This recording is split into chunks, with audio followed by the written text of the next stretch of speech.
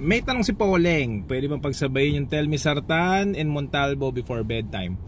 Ang Telmisartan po ay gamot sa hypertension o sa high blood, no? Yun yung mga kamag-anak niya, Irbesartan, Losartan, yan yung mga common na madalas yung marinig.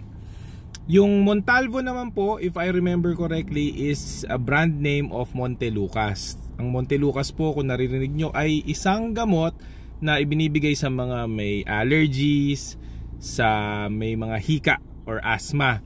Kadalasan sinasama siya sa mga antihistamines tulad ng cetirizine, levocetirizine, minsan pinagko-combine sila.